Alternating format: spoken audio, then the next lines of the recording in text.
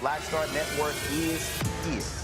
Hold no punches. I'm real revolutionary right now. Support this man, Black Media. He makes sure that our stories are told. I Thank you for being the voice of Black America, Roland. Stay black. I love y'all. All momentum we have now, we have to keep this going. The video looks phenomenal. See, there's a difference between Black Star Network and Black-owned media and something like CNN. You can't be Black-owned media and be scared. It's time to be smart. Bring your eyeballs home.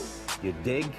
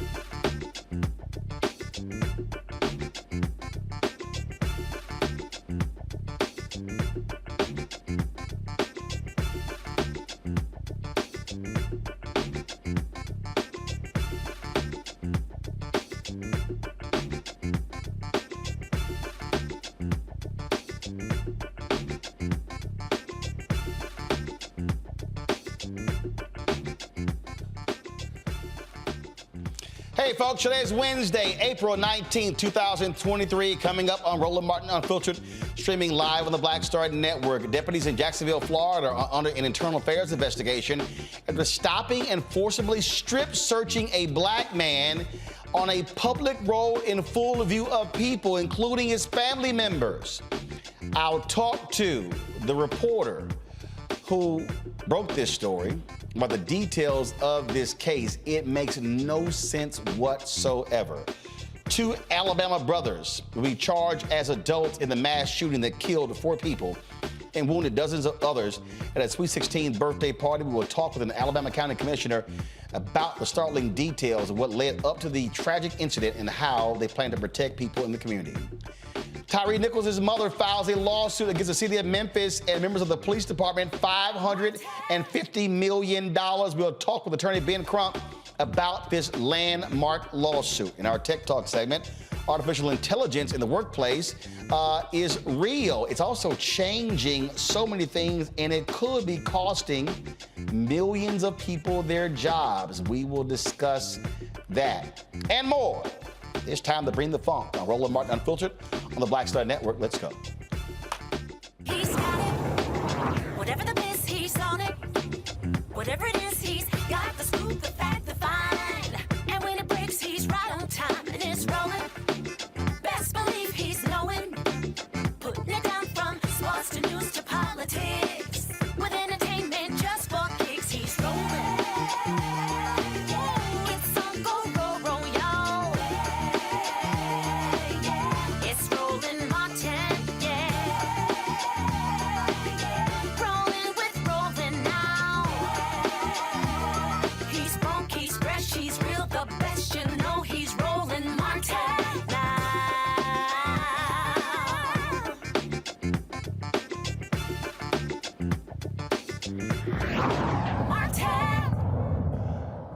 black man in Jacksonville gets strip searched by the sheriff's officers in the middle of a street in front of his family members. The officers find nothing, but the black man, Ronnie Reed, was arrested for selling cocaine, and he's headed to court on drug charges next month. Now, drugs that were not found when they stopped him.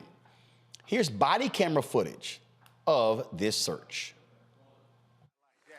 Not like that, man. That's weird, man. Not like that. I went to searching drugs and you started jumping up and down. No, I told you can take me in the back and you can cuff my nuts. You can You wanted to. I don't want to cuff you. You want him to take you in the back? Man, ease up, man. Don't do that. And you're a big net advocate, aren't you? You're a big net. I am. Yeah, you're all about that shit. I am. Let's loosen up the pants here. And They already loosened, bro. The belt unbuckling, all that shit, man. okay. Well.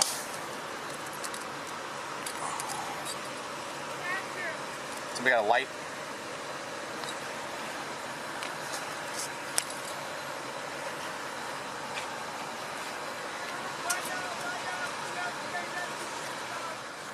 Okay. I don't want her to look at your genitals. Let's go over here. All right. Light, somebody? Hi, man. Somebody got light? Come on. All right. Nothing's going to go inside of you, all right? But we have to make sure you don't have anything else. Please get out the road. All right. Don't stop doing that. You don't lean on my car?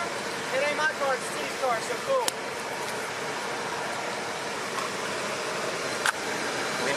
Lean forward. Oh, man, come on, See, man. this is no. Stop. You're gonna lean forward. Bro. You're gonna lean forward. Do this. Bro, listen, bro. You doing too much. No, I'm not. Nope. You doing too much. I just told you nothing was gonna be put inside of you, but you gotta let me look. You can't bend me over like that, bro.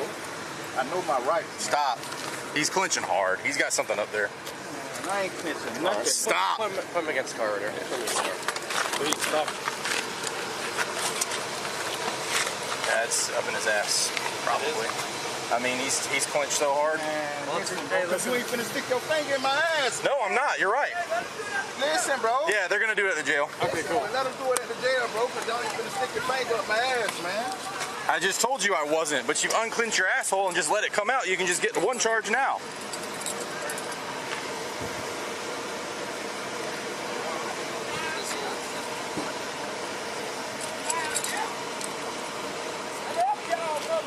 Hey, Auntie, back up. Auntie, back up, back up, back up. Please.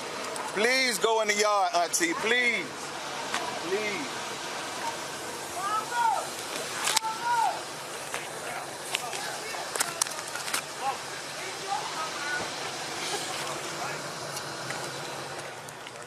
Wow, the investigative reporter who broke the case, Nicole Manna of the Tributary, is joining us now from Jacksonville. Okay, Nicole, I'm confused here.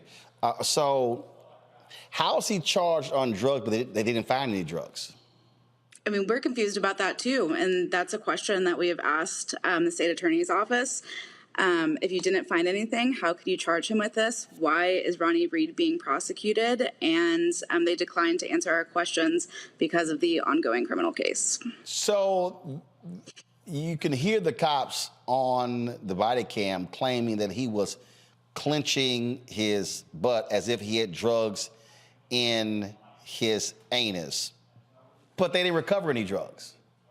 No drugs were recovered. The $20 that he was allegedly given in exchange for the cocaine was not recovered. It says that very clearly in a police report.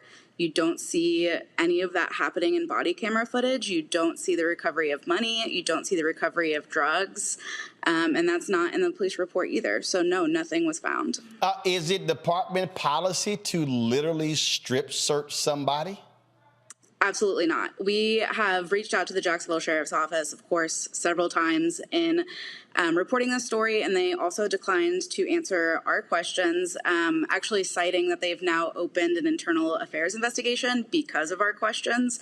But we did find the policy that says only correction officers can conduct these searches. Right. I mean, we have right here, in accordance with Order 612, corrections search procedures, strip searches of arrestees shall only be conducted by corrections officers, and body cavity searches shall only be conducted by designated medical personnel. There wasn't a medical personnel who was on the scene. No, it wasn't a medical personnel and it wasn't a correctional officer. Have y'all heard of anything like this happening before? I have heard of strip search cases happening in Citrus County. One of the attorneys that I talked to for the story filed a lawsuit in Citrus County years ago over a strip search. But other attorneys that I talked to for the story said that they have never heard of this happening. They've never seen it happen. And I haven't found any cases of it happening in Duval County. What has been the reaction from people there in Duval County? I mean, has this story really picked up, gotten legs and just outraged people? Yes, it has definitely taken off on social media. We have seen nothing but outrage. We have seen nothing but people asking the same questions that you and I are asking and the same questions that we put into the story. Why was he strip searched? Why was he not taken to the jail? Why is he being prosecuted? Why are the names of the officers redacted in the police reports? So there's a lot of outrage. There's a lot of questions, and hopefully we will get answers to those soon. When does he head to court? He heads to court for a pretrial hearing on the 27th, and then he goes into jury selection in mid-May if, the state continues and doesn't drop the charges in his next hearing. Again, unbelievable. Nicole, anything else? I think you've covered it. All right. Thanks a bunch. Good work there, and we'll keep following the Tributary to see what happens next. Thank you. All right, folks, going to go to a break. We come back. I'll talk about this with my panel and other news as well. Don't forget, support us in what we do, folks. Download the Black Star Network app, Apple phone, Android phone, Apple TV, Android TV, Roku, Amazon Fire TV, Xbox One, Samsung Smart TV. Also, join our Brina Funk fan club. Your dollars make it possible for us to do what we do. Check in money orders. Go to P.O. Box 57196, Washington, D.C., 20037-0196. Cash App, $RM Unfiltered. PayPal, R Martin Unfiltered. Venmo is RM Unfiltered. Zelle is Roland at RolandSMartin.com. Roland at RolandMartinUnfiltered.com. Be sure to catch us on Amazon News. If you go to Amazon TV, click Amazon News. You can watch our 24-hour streaming channel. You have Alexa. Just say, Alexa, play news from Black Star Network. It'll be there as well. We'll be right back.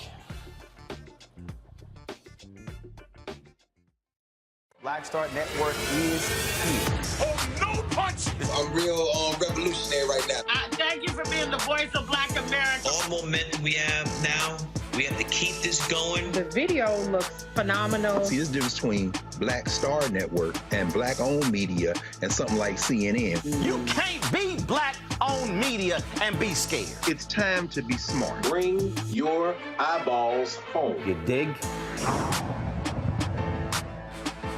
Hatred on the streets, a horrific scene, a white nationalist rally that descended into deadly violence. White people are losing their damn minds. As an angry pro-Trump mob storms the U.S. Capitol, we've seen shots. We're about to see the rise of what I call white minority resistance. We have seen white folks in this country who simply cannot tolerate black folks voting. I think what we're seeing is the inevitable result of violent denial. This is part of American history. Every time that people of color have made progress, whether real or symbolic, there has been what Carol Anderson at Emory University calls white rage as a backlash. This is the rise of the Proud Boys and the Boogaloo Boys. America, there's going to be more of this. Here's all the Proud Boys, guys. This country is getting increasingly racist in its behaviors and its attitudes because of the fear of white people. The fear that they're taking our jobs, they're taking our resources, they're taking our women. This is white fear.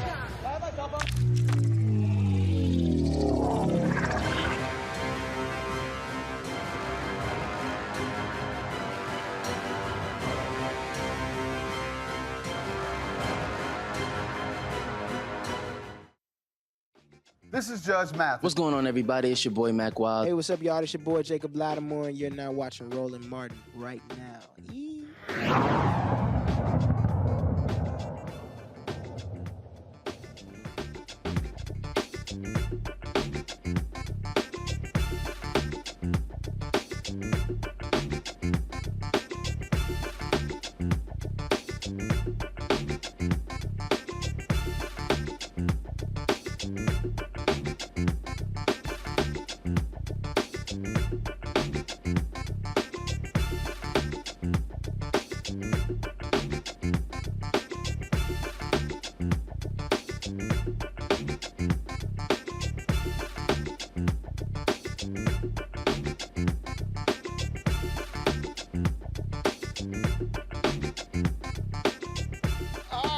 folks. Here's my panel.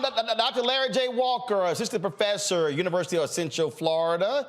Rebecca Carruthers, vice president, Fair Election Center, coming to us out of D.C. Candace Kelly, legal analyst, coming out from South Orange, New Jersey. All right, Larry, I'm going to go to you first. You're there in Florida. Bruh, this is absolutely crazy, and I really want somebody to explain to me, how the hell do you arrest somebody for drugs that you never found? I think this is consistent in a pattern we've raised over the last couple of years in terms, well, really last several decades in the Black community in terms of police overreach. I mean, listen, they just basically dehumanized him in public. There's no way to getting around that. And the other thing I want to add, Roland, is they seem very comfortable strip searching him in public. I'm going to go on a limb and say this is not the first time that this has happened. And when we see these kind of behaviors, I certainly, I know we've talked about DOJ and Office of Civil Rights and Christian Clark quite a bit here on your show. And certainly I think DOJ needs to take a look at it to see if there's some kind of pattern here in which we're going to assume predominantly Black folks are being strip searched or mistreated and assumed anytime they're assumed they have drugs or whatever else. But we really need to get to the bottom of this. But the fact that they charged him with saying he had drugs and he didn't have any drugs, and it's clear on the body cam that you can't see any drugs. The last point I want to add, Roland, as a Black man, watching this breaks my heart. And I'm tired of continually watching law enforcement treat Black folks like this. And this is, once again, in terms of another example of how Black folks are dehumanized by law enforcement. These officers should be held accountable, and I hope he sues. Candace, again, I mean, give me a break. I mean, their actions, again, you're already in violation of procedures when it comes to strip searching. As a lawyer, is this an easy one to get this case tossed?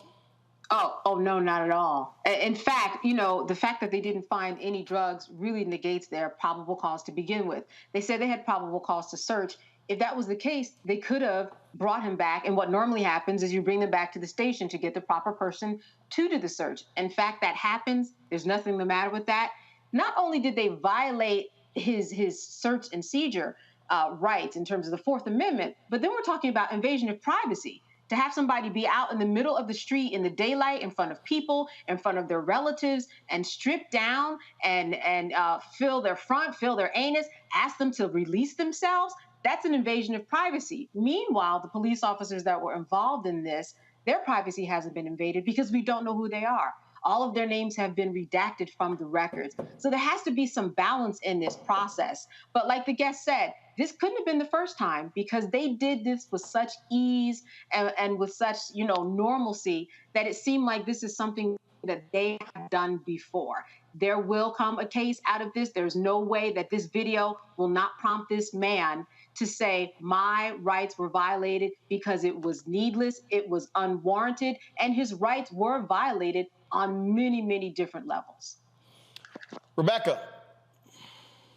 So that was the legal framework of it, but let's also talk about the historical framework. We have a Black man in public at the hands of the state that is not only dehumanizing him, but also a demasculization. Let's not forget this is Florida. Let's not forget that this is Duval. When I think about the history of our country, and especially in Florida, even the history of so-called buck breaking, these types of things seems like it's just a continuity in America's history with how Black men are treated in the public space, but specifically how Black men are treated by the state government. It is, again, just one of those cases that just makes no sense to me. But when you have cops in this country, you think they can do what the hell they want to do, though this is exactly what ends up happening.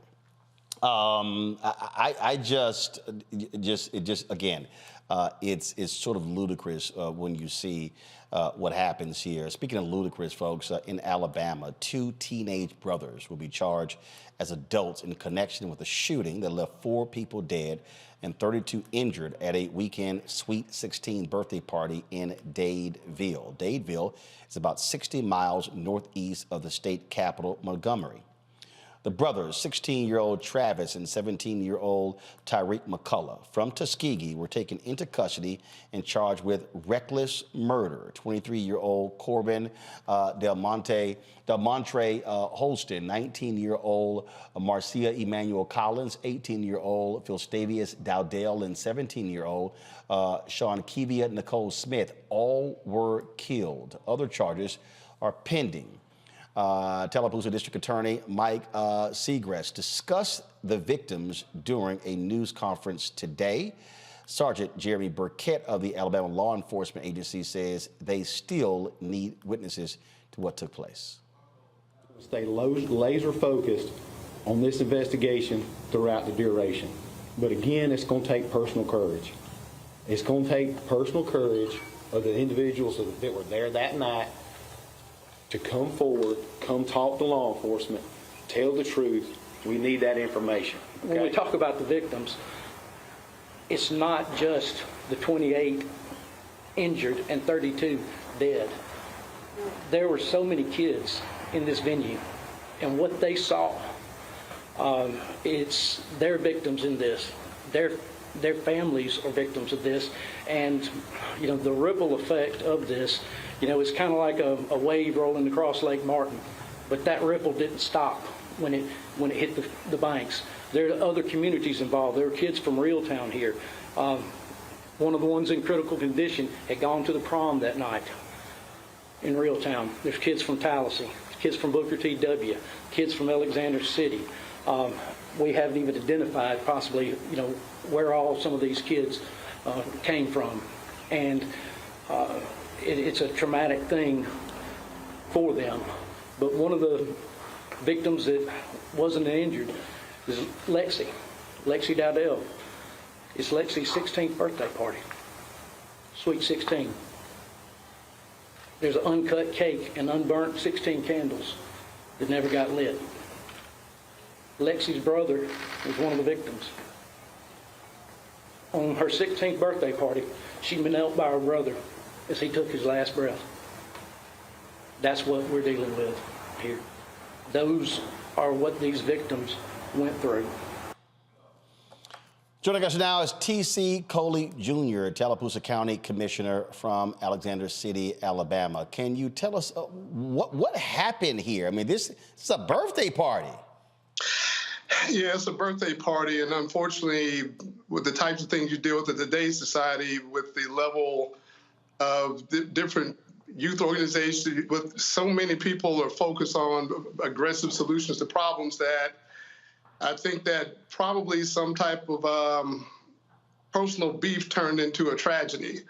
One of the challenges you have in a situation like this is that once you post these events on social media, they go from being a local event to becoming almost a regional event. We actually had people at that birthday party that were from 4 or 5 different counties.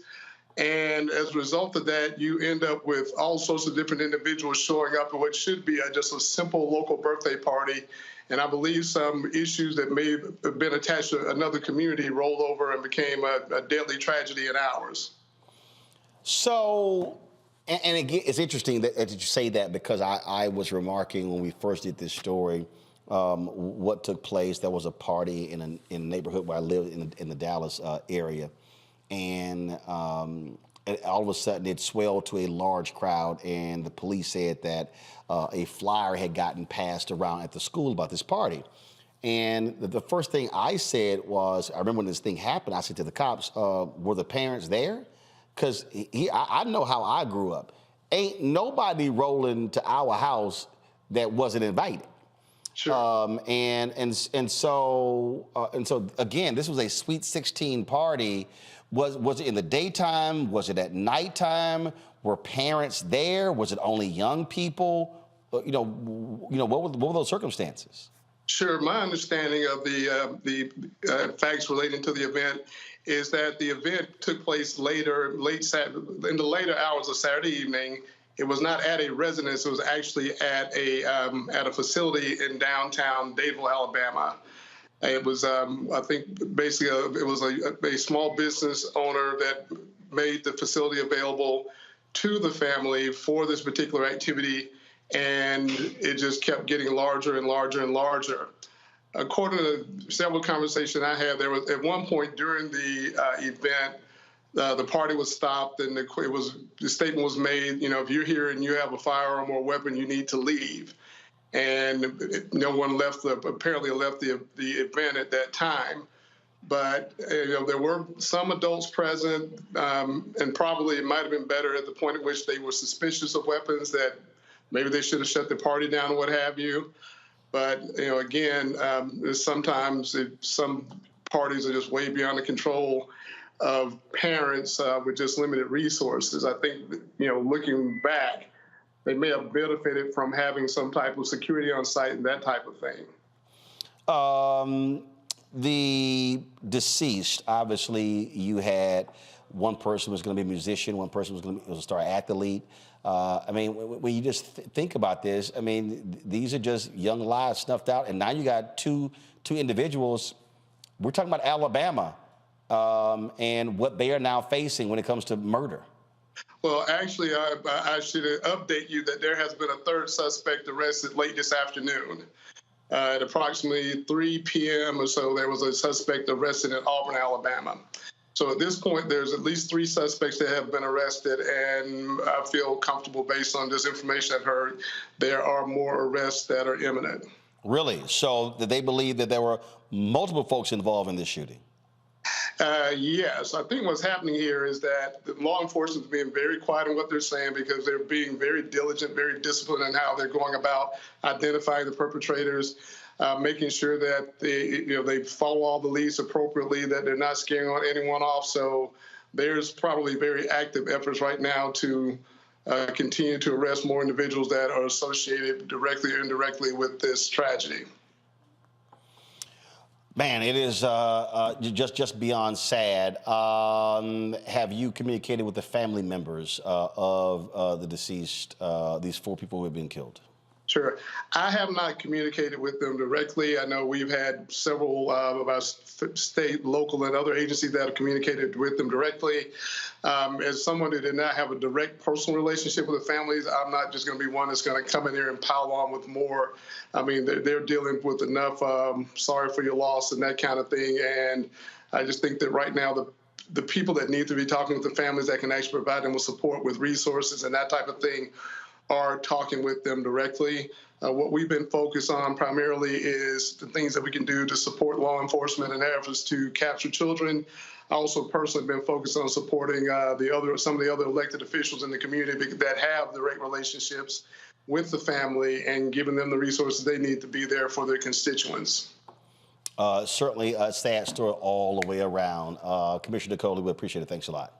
Thank you. It's been a pleasure. Folks, got to go to a break. We'll be back. Roland Martin Unfiltered right here on the Black Star Network. I lost my daughter. I didn't know where she was. So I had to figure out how to survive, how to eat, how to live. I don't want to go into the details because she's here, first of all. She may not want me telling that story. But possession of her, the family broke down, fell apart. I was homeless. I had to figure out, I didn't have a manager or an agent or anybody anymore, and I'm the talent. So I got to figure out how to be the agent. I had to figure out, how does business work?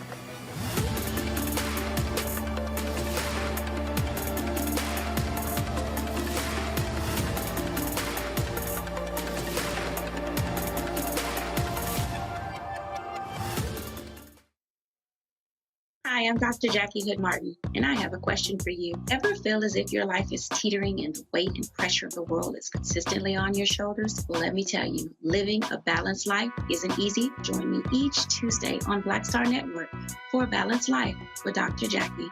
We'll laugh together, cry together, pull ourselves together, and cheer each other on. So join me for new shows each Tuesday on Black Star Network, A Balanced Life with Dr. Jackie.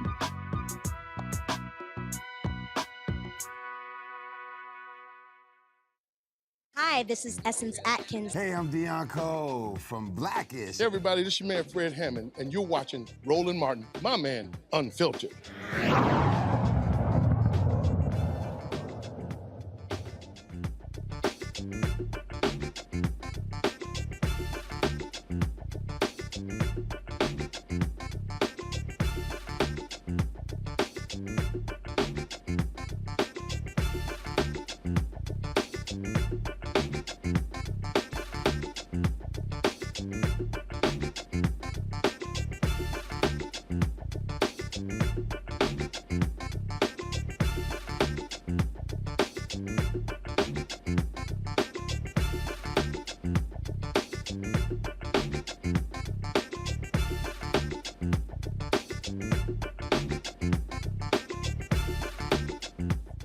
All right, folks, welcome back to Roland Martin Unfiltered. Candace, when we think about, again, this shooting here, I think about this shooting, I think about the one involving the Alabama basketball player. And when I read the story, it just, I mean, literally an argument ensues. Next thing you know, woman is shot and killed. Now you've got 2 folks arrested, now facing murder charges.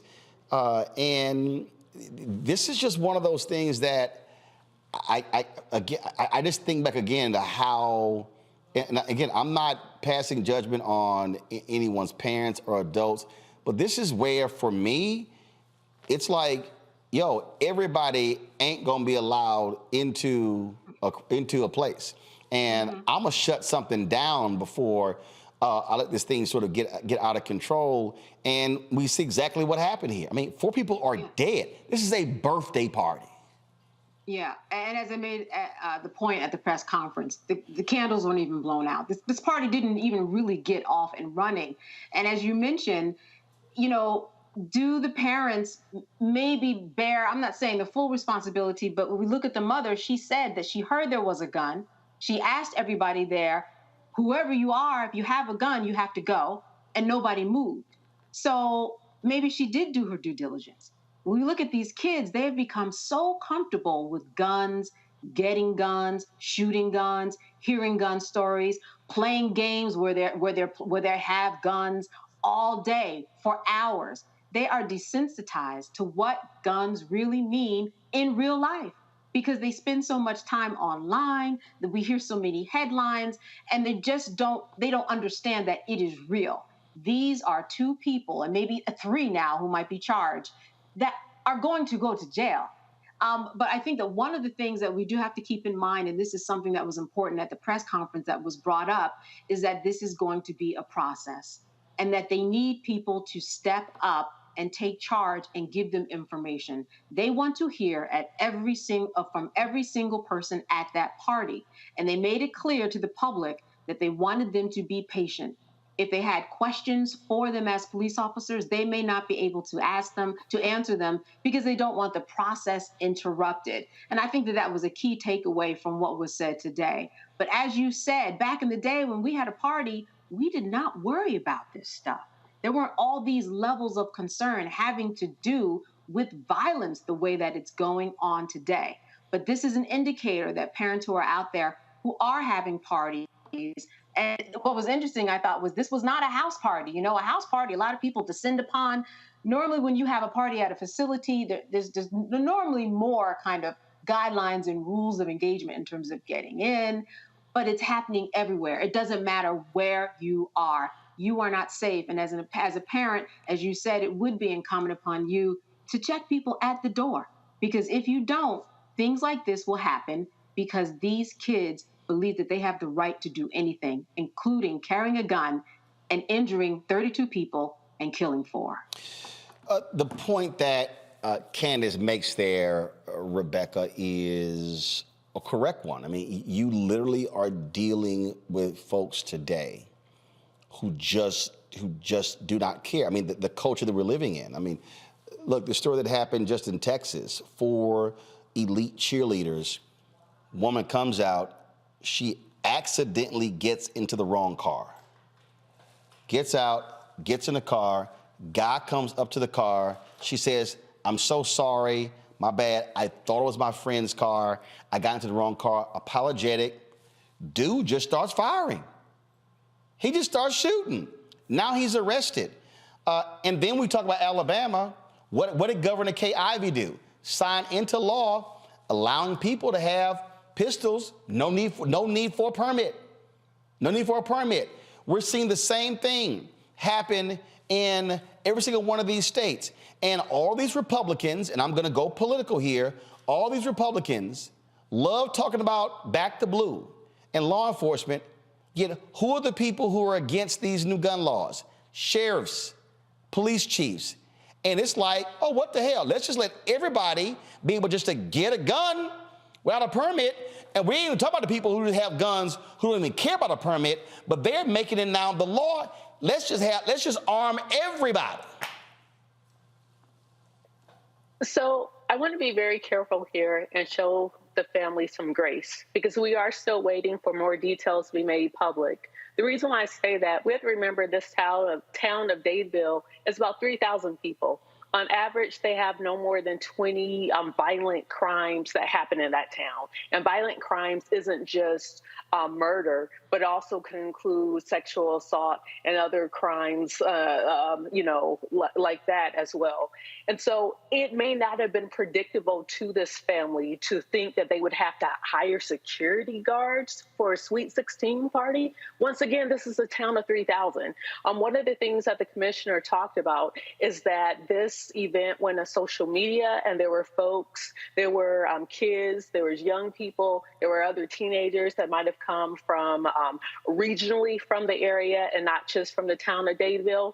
So I do want to show the family some grace here. I'm never going to say that that gun violence is insulated from happening in rural areas and in smaller towns. I would never say that. But I just want to be clear. This isn't something that this family expected to happen.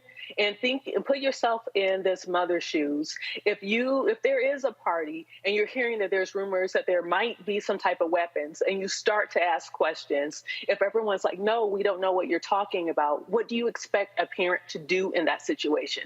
So I do want to show a bit of grace here. Well, but here's why. I mean, what the commissioner said. I mean, look, I want to show grace as well, but we are now living in a completely different world. We just are. And the fact of the matter is, the world that we're living in, there are people who are carrying weapons you would never think about. And what I'm saying is, as somebody who raised 6 nieces, you couldn't invite anybody to my house. And the reality is, I'm checking everybody. I want to know who the hell is who. I mean, so how and I'm just saying, for people who are watching this show, people are going to have to understand, whether you're in rural America, rural Alabama, whether you're in a city, if you're having gatherings with young people, you're going to have to think about things way differently, Larry, than our parents had to think about. You're going to have levels of control. And no, I'm checking everybody. It's absolute. You can't, no. Oh, can I bring a friend? I don't know who the hell that friend is. I mean, because at the end of the day, I'm going to have to take precautions on the front end to avert tragedy on the back end. Yeah, it's interesting because anytime my son, which, when he was in high school, et cetera, wanted to bring somebody to the house, who is he? Who are you bringing? Yeah. And you got to be clear about that. And my wife and I didn't play. There's a couple things you talked about, Roland. We need to really make crystal clear. We do have a violence and a gun culture problem here in the United States. There are more guns per capita in the United States than any other country.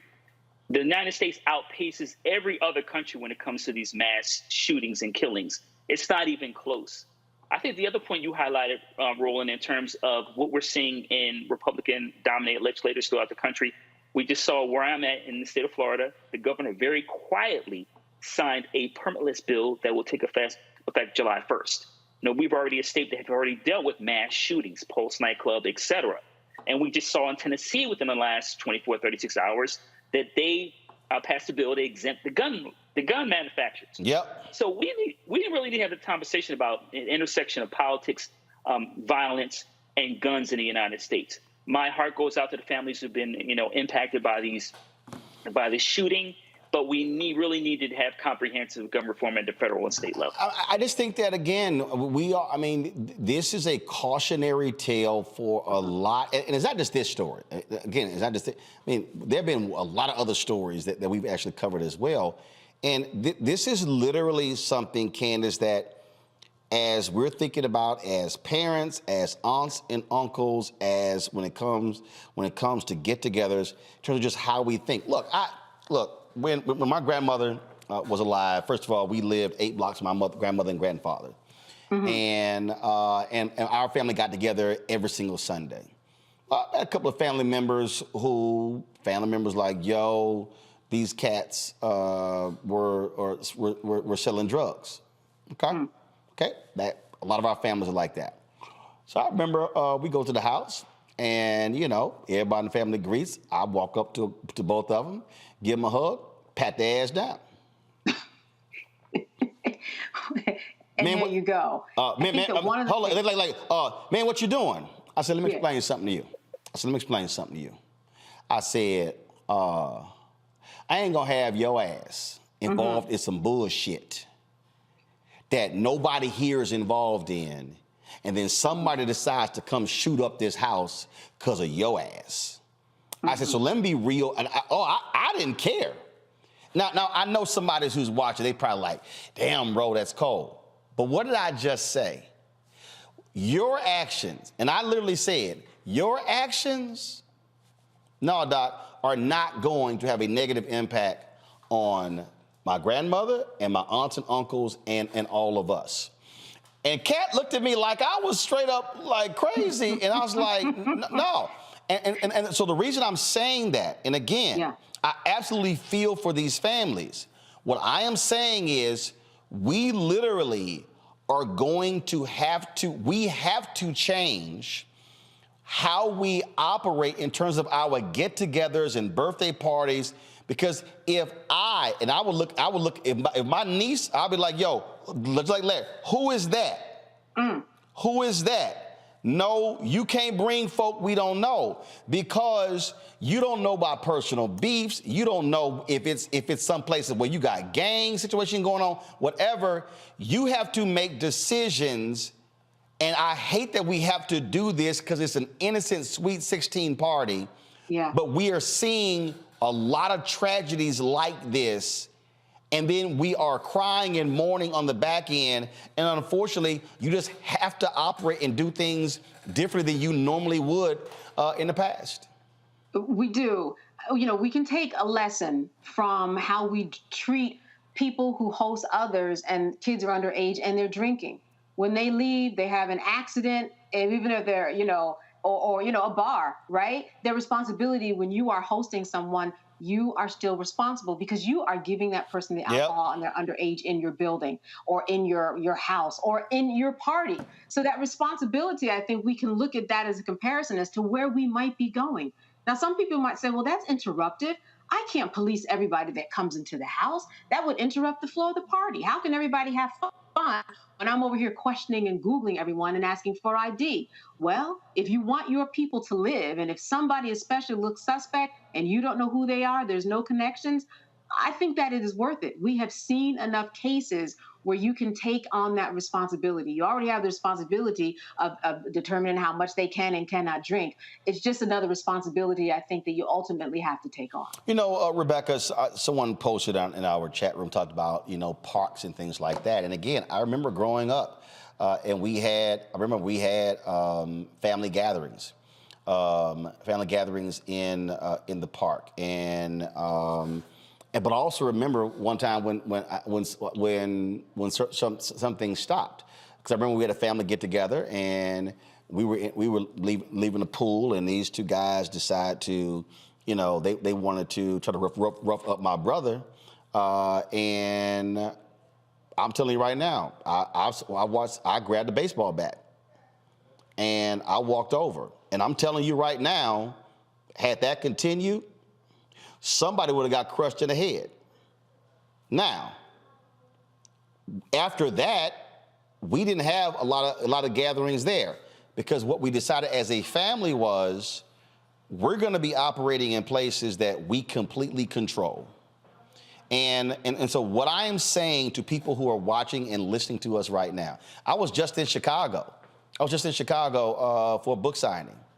And I was talking to a brother, he's owned several establishments there, and he literally said, so we were at Soho House, and he literally said to me, he said, bruh, he said, you're not gonna see a black-owned nightclub in Chicago again. He said, because folks don't know how to act. I was like, explain. He said, you're not gonna see, he said, you rarely see gatherings that are public gatherings. And Rebecca, when he said that, then he told me, he said, if you see anything now in Chicago, he said, it's going to be Davin's. And it was a trip. The next, I got invited. This was a Friday night. I got invited to a day brunch that Sunday. Before I left, line Rebecca down the street, and the person who invited me said, "This is the only way we can now have get-togethers because folk literally are scared of how others are going to act as a result." I mean, and I've had conversations with pastors there. I've had conversations with former gang leaders, and they said, cats today, Rebecca, just don't care. They literally don't even worry about rules. It is gotten that bad, and I'm not describing just black people. I'm describing black people, white people, Latinos. We are living in a far different America that is far more violent, and we are going to have to take a level of precaution when we have get-togethers that, frankly, we never thought about before. Yeah, Roland, this is a part of that kitchen table talk. Because like you, like in my family, we've been having different conversations that would never have imagined that we would have had 10, 15 years ago. Around Thanksgiving, I was talking to some of my younger cousins as, one of the attorneys in the family, and just talking about, hey, you got to be careful with who you hang out with. And they looked at me like, well, what are you talking about? And I had to remind them of the RICO laws and what that looks like. If you have known associates who are getting in trouble, I had to tell them, hey, this is what RICO was in the 60s. This is how it was used with organized crime up in the Northeast, namely in New York. But now RICO's being used across the South. And I've used examples of Young Thug in Atlanta. I've used examples of even talking to my family about this is what your rights are. For the black men in my family, the young black men, the black teenagers, if you encounter the police, these are what your rights are. If you get arrested, these are things you ought to know.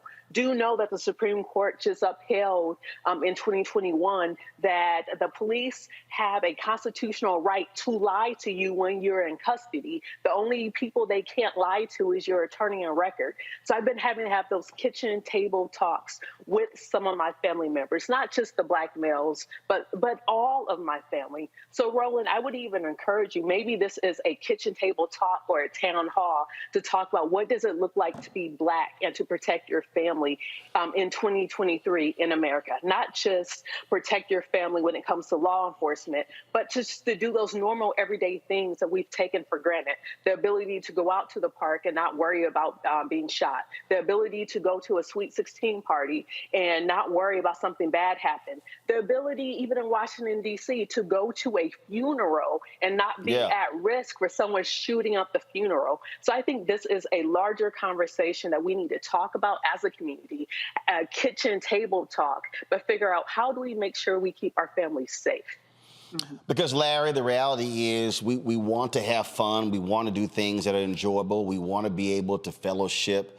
But we also don't want something that's supposed to be something that is for fun to end up tragedy.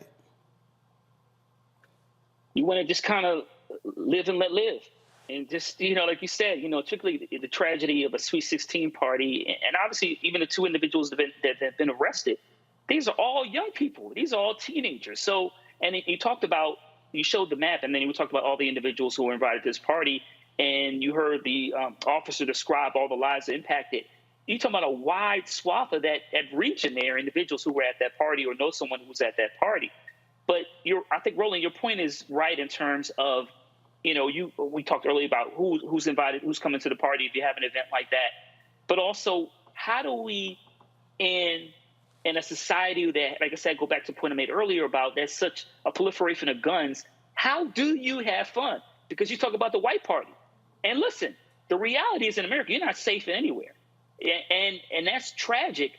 But I think my colleague made the point about the table talk and, maybe having an overall discussion about the black community in terms of we do about violence. But the larger challenge is, and I go, Roland, I'm a former Hill staffer, is the policies. Black folks are being held hostage. Black people in urban, rural, suburban communities have called for comprehensive gun reform and are being held hostage either in their state, depending on where they live at, or people from the federal government won't address this issue. It is definitely a very sad story. So, folks, we'll keep following and see what happens. Got to go to a break. We come back. Our Black and Missing. You're watching Roland Martin Unfiltered on the Black Star Network. We'll be back in a moment.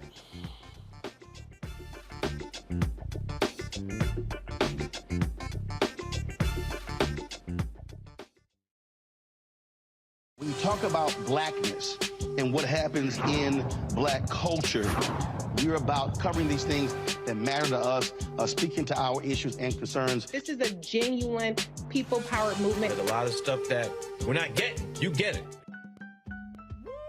We're all impacted by the culture, whether we know it or not. From politics to music and entertainment, it's a huge part of our lives, and we're going to talk about it every day right here on The Culture with me, Faraji Muhammad, only on the Black Star Network.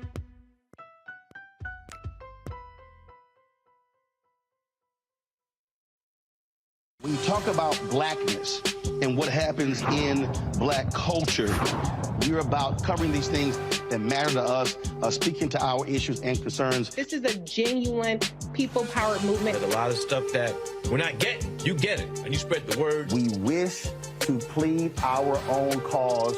Too long have others spoken for us. We cannot tell our own story if we can't pay for it. This is about covering us. Invest in black-owned media. Your dollars matter. We don't have to keep asking them to cover our stuff. So please support us in what we do, folks. We want to hit 2,000 people, $50 this month, raise $100,000. We're behind 100,000, so we want to hit that. Y'all money makes this possible. Checks and money orders go to P.O. Box 57196, Washington, D.C. 20037-0196. The Cash App is $RM Unfiltered. PayPal is R Martin Unfiltered. Venmo is RM Unfiltered. Zelle is Roland at RolandSMartin.com. Hi, I'm BB Winans. Hi, I'm Kim Burrell. Hi, I'm Carl Payne. Hey, everybody, this is Sherry Shepherd. You're watching Roland Martin Unfiltered, and while he's doing Unfiltered, I'm practicing the wobble.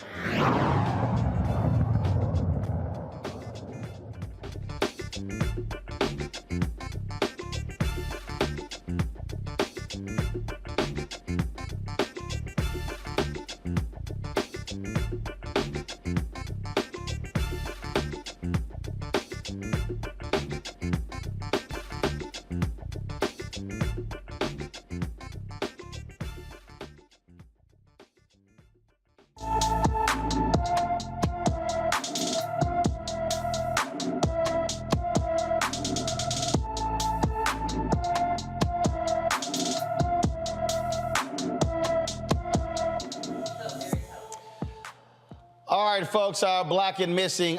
Kevin O'Neill Griffin has been missing since leaving his Mobile, Alabama home on March 28th.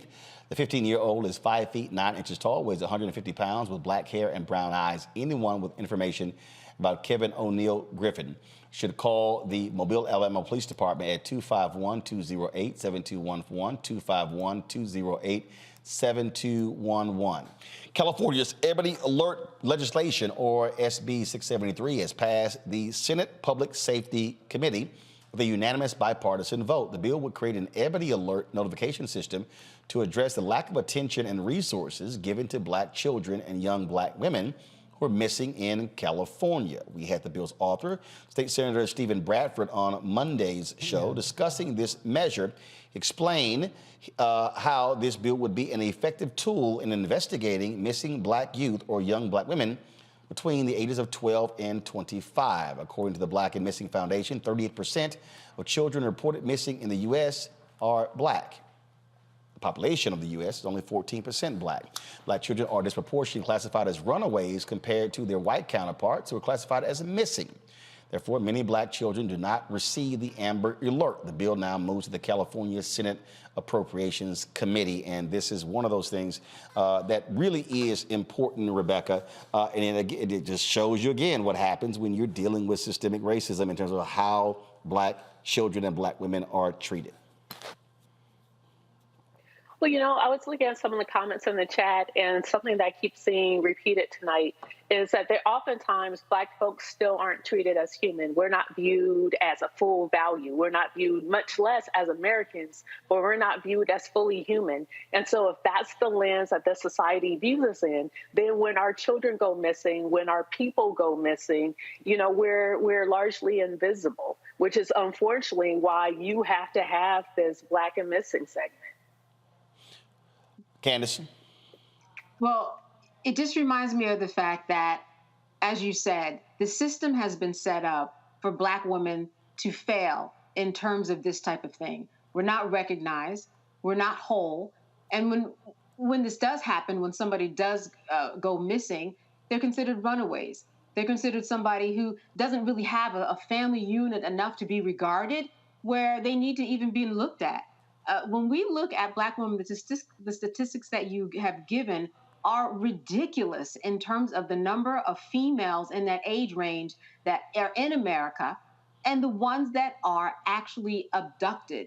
This is something that needs to be on a federal level. And there are many, many groups out there. There's a wonderful documentary on HBO where, they go through the process of trying to find women that are missing, working with their families, because the police aren't there. We need this system because we know that when those Amber Alerts go off, it is more than likely going to be a white woman. And that is the problem. Yep. But that is kind of, ingrained in people's minds that we don't matter. So this is a very important alert. And I would imagine that when we talk about the indigenous community that goes missing and just overall, at any given time, and I'll end with this, there are 1 million people missing in the world. There are a lot of people who are abducted, and we just don't pay enough attention to. About 20 seconds, Larry, go. It's in critical legislation. We also need training for law enforcement to recognize, when we talk about Black folks as humanity, to see those that are missing, to make sure we provide resources and the support. All right, gotta go to a break. Up next, Ben Crump talks about the $550 million lawsuit that he has filed against the city of Memphis, the death of Tyre Nichols. You're watching Roland Martin Unfiltered on the Black Star Network. Table with me, Greg Carr. We look at the history of emancipation around the world, including right here in the United States, the so-called end of slavery.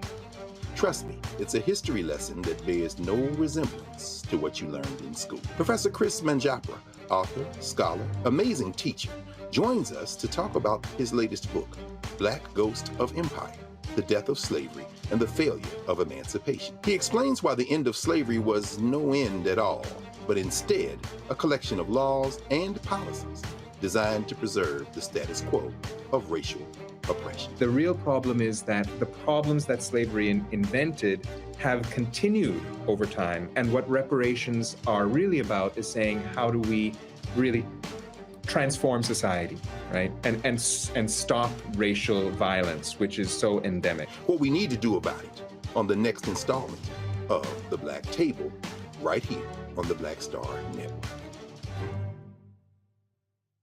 On a next, A Balanced Life with me, Dr. Jackie. It's spring, hallelujah. But hold on, it's not all fun and games. With the sun and the warmth comes the need to clean, the clutter, mentally, physically, emotionally, socially, all of those things need to happen. Getting rid of the clutter and clearing the cobwebs in our head and in our home. That's next on A Balanced Life on Black Star Network.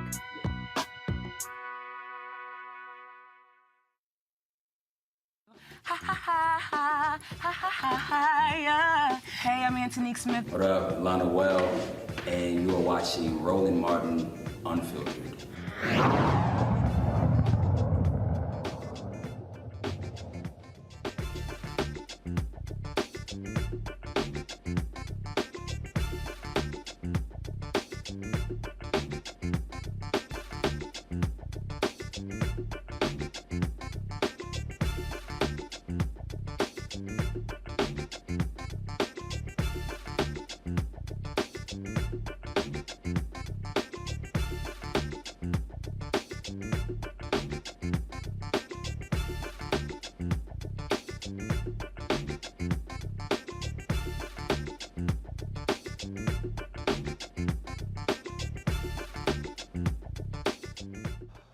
The family of Tyre Nichols has filed a $550 million lawsuit against the city of Memphis, as well as the officers who were involved in the vicious beating death of Tyre Nichols. Attorney Ben Crump joins us right now to talk about this particular lawsuit. Ben, glad to have you on the show.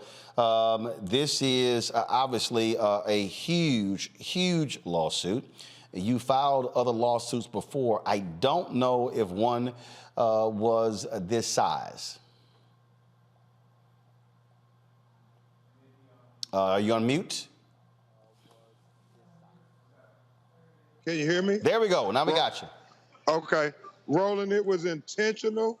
The $550 million lawsuit against the Memphis Police Department, not only for the claim of how Tyre Nichols was savagely beaten, but also, Roland, it was because of the conduct that the officers exhibited and that they were following policies and procedures of these police oppression units that have been given a license to terrorize Black and brown communities. And so it was a message to other city leaders, Roland Martin, who have these jump out boy units, or in Atlanta, the Red Dog unit, or down in Houston, the Brave unit, all these police oppression units that terrorize Black people and brutalize us.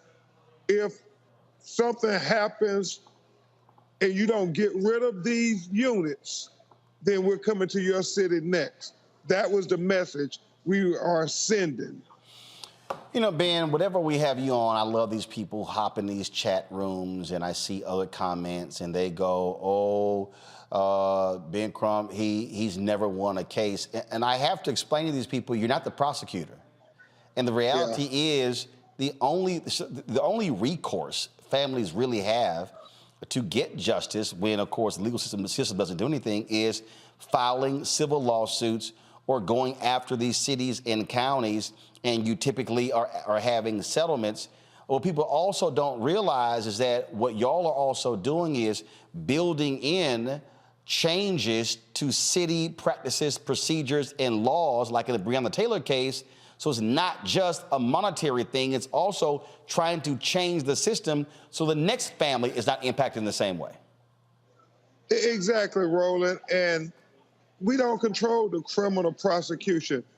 That is the prosecutors. Netflix did a whole documentary to explain that. But some people want to be ignorant, Roland Martin. So I don't waste my time on that. We have a purpose that we have to fulfill, and that is to try to prevent as many of our children from being killed unjustly as possible. And since the federal government can't put people over politics and pass the George Floyd Justice and Policing Act, then we got to use whatever means available to us to make them change policies and procedures, whether it's on the city level or the state level. And I promise you this, Roland Martin, that if we keep making them pay tens of millions of dollars every time they kill a Black or brown person unjustly, I do believe they're going to figure out a way to stop killing us. And if people don't understand that, I just pray it's not their child. We talk about, again, I'm going to go to my panel for questions next as well. We talk about these lawsuits. This is not just, again, for people to understand, this is not just even the police department. We're talking about the police department. We're talking about the fire department. I mean, there were so many people who were involved in this particular case that impacted the death of Tyre Nichols. Yeah, and Roland Martin, we sued everybody involved from the top down, from the police chief who instituted this policy of this police oppression unit, to all the way to the officers involved, one of the officers, the white officer that pointed the taser at him, as well as the fire ESM workers with the fire department who waited 19 minutes and did nothing to help Tyre Nichols, who obviously was in medical distress. And we are going to make sure each and every one of them are held accountable. And you look at our track record for those who say we're not successful. We have never bought a case for a family and not won a civil result for them. And that's what we have to keep doing, Roland. We have to keep showing them you cannot devalue Black life. And obviously, that's why I love your show so much. You understand the importance of Black life, and you understand the importance of educating our Black people so we can be empowered to be better in control of our destiny. Questions from the panel. I'll start with Candace. In terms of the Department of Justice, where are they in this? Have they already started their patterns and practices in this? And also, how many people do you ultimately think will be responsible for this unit, the Scorpion unit that was disbanded right after all of this went down? You know, Candace, obviously in the criminal matter, the 5 Black officers who were terminated, arrested, and charged within 20 days are going to be held accountable. I think they're going to start blaming each other, all that kind of stuff. So that's going to be interesting to watch. However, it's everybody from the top down. I think that lightning is going to strike and thunder is going to roll. When you read this lawsuit that is 897 counts, and every word mattered because we wanted to explain to people that it was foreseeable. When you have these police oppression units that innocent people like Tyre Nichols is going to die. And remember, the Red Dog unit in Atlanta, I know Roland covered this back in 2006 when the 92-year-old Black woman was killed by 3 officers and they tried to cover it up and make it like she was a drug dealer. Well, that was the Red Dog unit, another police oppression unit. And so DOJ, I believe Christian Clark, who has been a champion for civil rights since she was put into that position, has done unprecedented things to hold police departments and cities accountable. And I think they're going to be under a consent decree, and Christian Clark is not going to let Memphis ever forget about Tyre Nichols. Larry. Yeah, Ben, thanks. First of all, thanks for all the work. Your work is really critically important. So I know you've been doing this for years, and you talk about the importance of supporting Black folks and when it comes to interactions with law enforcement and preventing these murders. I wanted to talk to you a little bit about your experience in the years you've been involved in terms of trying to make sure Black folks get or remedy for these cases. And what have you seen like over the last 10 years? Do you think police departments have gotten, you mentioned some of these special units that they have in these large jurisdictions throughout the United States. Do you think you've seen any progress in terms of law enforcement in these jurisdictions, the leaders in particular, get it, that it's going to cost you if you continue to brutalize Black people? I think we are seeing a big difference, Larry, and it's, we keep raising the value every case, Breonna, 12 million, George Floyd, 27. We just rejected a $30 million offer up on Randy Cox up in New Haven, Connecticut. And this here, I think, is going to be the biggest amount ever paid out. And so I think it's working. However, we must remember, and Roland Martin and Monique Presley talk with me about these matters all the time, it's political expediency. A lot of them have the intent to try to do the right thing, but then they want to get reelected. So you have them saying, well, we got to be tough on crime because right now we have this facade that crime is going up. So we got to go give the police more money. We got to give them more resources. We got to put more Black people in jail. And that's always the yin and the yang of it. But we always got to keep speaking truth to power. I love the young activists we talk to when they say, no, it's about resources. The new mayor of Chicago, Johnson, saying it's about trying to allocate resources to prevent crime and to prevent people from feeling like they're in a desperate situation to commit crime. And then you will see that we can do it better than just locking up a whole generation of Black people and making them be convicted felons from trumped-up felony convictions. Rebecca. Ben, I've been thinking a lot about Thurgood Marshall and the Legal Defense Fund and the decades-long strategy to dismantle segregation in our country. And I've been thinking more about qualified immunity. I know a lot of people ask this question. Do you think it's going to take decades-long strategy to be able to dismantle and finally get rid of qualified immunity? Or do you think the capitalism route of bankrupting some of these municipalities, do you think that is the more successful way of getting rid of qualified immunity? I think we have to approach it from every aspect. I think we got to keep hitting them with these huge lawsuits where it becomes financially unsustainable for them to have them shoot another black person in the back or savagely beat them to death.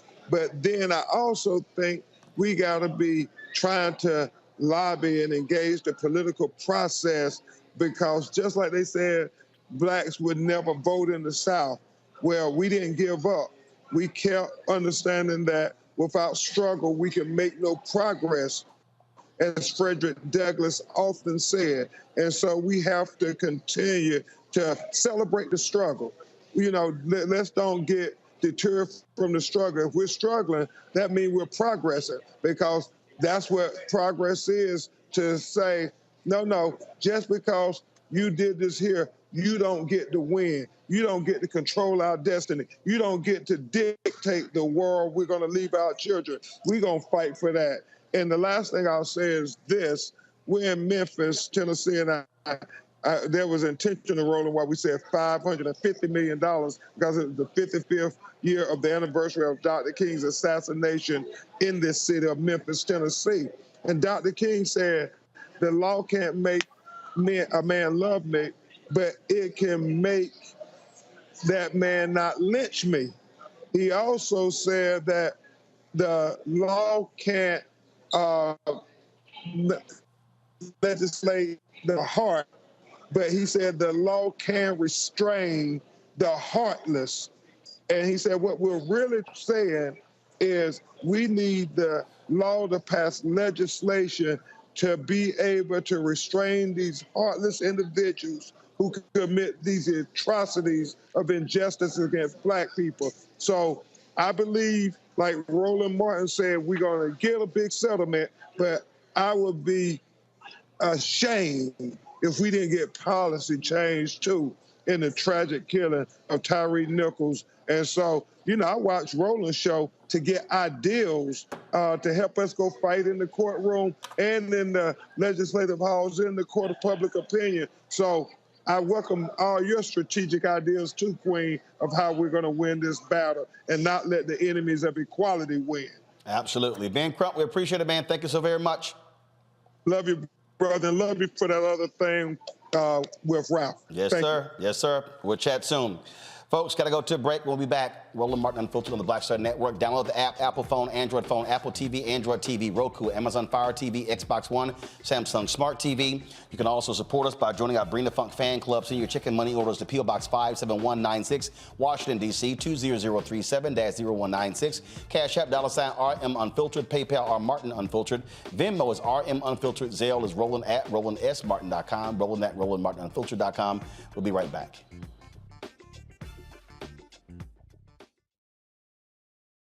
Hatred on the streets, a horrific scene, a white nationalist rally that descended into deadly violence. White people are losing their damn minds. As an angry pro-Trump mob storms the U.S. Capitol, we've seen We're about to see the rise of what I call white minority resistance.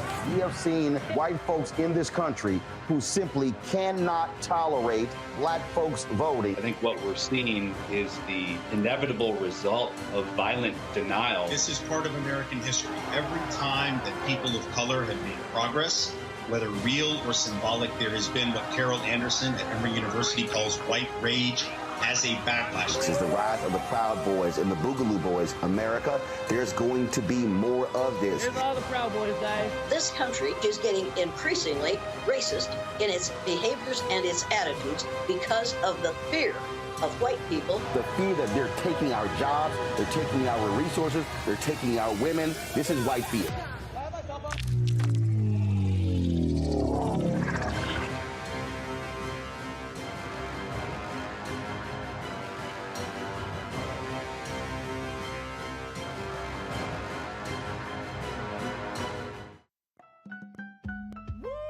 We're all impacted by the culture, whether we know it or not. From politics to music and entertainment, it's a huge part of our lives, and we're going to talk about it every day right here on The Culture with me, Faraji Muhammad, only on the Black Star Network.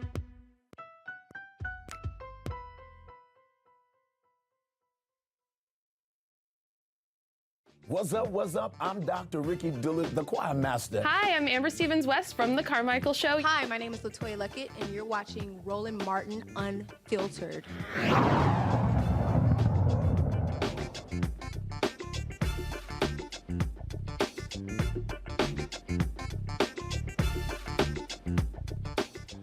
Folks, an Oklahoma County Commissioner allegedly caught on audio recording discussing the murder of journalist and making racist comments towards black people has resigned.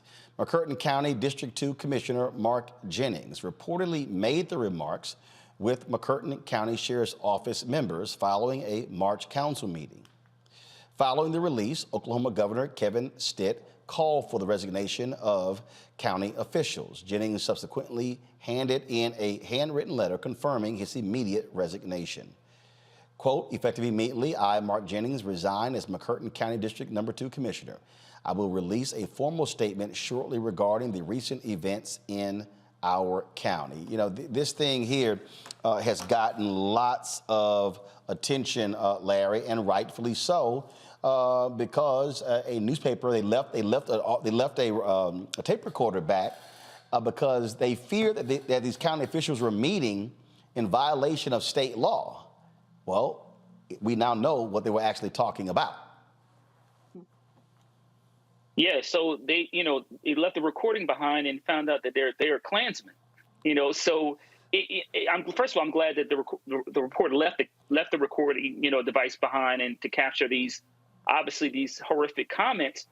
But Roland, I think an important thing to keep in mind is this is like average day in America. These conversations are going on in boardrooms, in schools, universities, police departments throughout the United States on a consistent basis.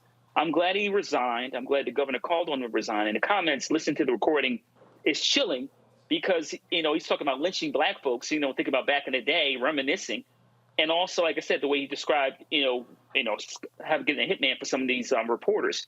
But once again, we shouldn't be shocked or surprised because these conversations go on all the time and we just are not privy to these conversations. So we need to get rid of these races anytime we can. Rebecca. Just like Larry said, this is conversations that happen all the time. I think about when I was in law school and we were covering some civil rights cases, specifically the Sweets trial in Detroit. It's something the audience should look up. Very interesting. A white lynch mob showed up outside a black dentist's home and then tried to kill them. And during that particular case, some of my white classmates, very casually said that they wish lynchings would come back. So this is something that's common for some people to say. This isn't anything that's new. And also, like Larry said, we just happened to hear part of the Klan meeting that they didn't know was getting recorded. Candace. And this is just the beginning. The doors have opened to go back and now look at his record, his decisions for whatever he's been working on, and how he has treated black people and journalists in the process. And I promise you, this is not the end of it, because now that he has spoken and said who he really is, we now need to go back and do a little sleuthing and look at his record. Folks, a Virginia grand jury indicts multiple people for carrying flaming torches during a white nationalist gathering in Charlottesville in 2017. On August 11th of that year, hundreds of white nationalists marched through the campus of the University of Virginia carrying torches in their Unite the Right rally. Each person is charged with a single count of burning an object intending to intimidate a person or group.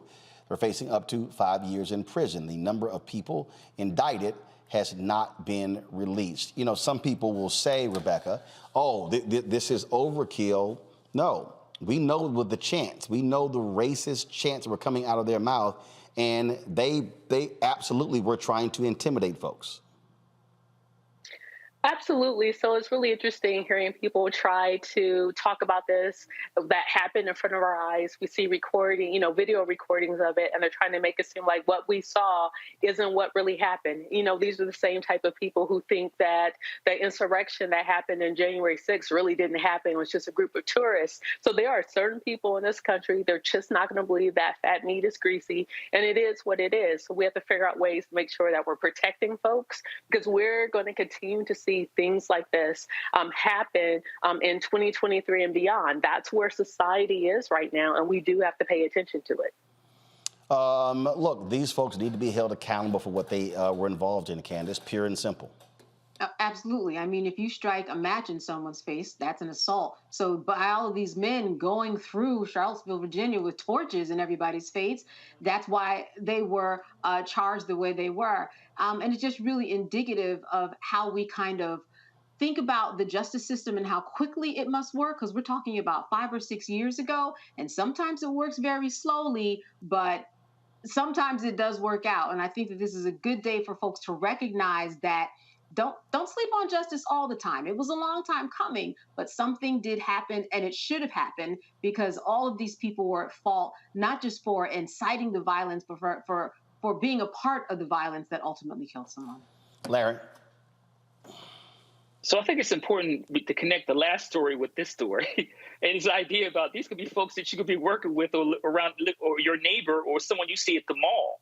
So I'm glad that these individuals have been, certainly justice finally gotten around to addressing this issue. It's been 6 years, but once again, this is commonplace in America. I would also like to add, Roland, that Donald Trump referred to people on both sides as very fine people. So let's keep that in mind as the next few months take place and when we get closer to the election. But once again, I'm glad these individuals are going to be held accountable, and we need to do more of this. Indeed. Earlier, folks, we talked about this story here. Tennessee state senators passed a bill shielding gun and ammunition manufacturers, dealers, and sellers from litigation. The measure was granted final approval, although some Democrats argued it was an inappropriate timing. It came so soon after last month's Nashville school shooting, in which 6 people were killed, including 3 children.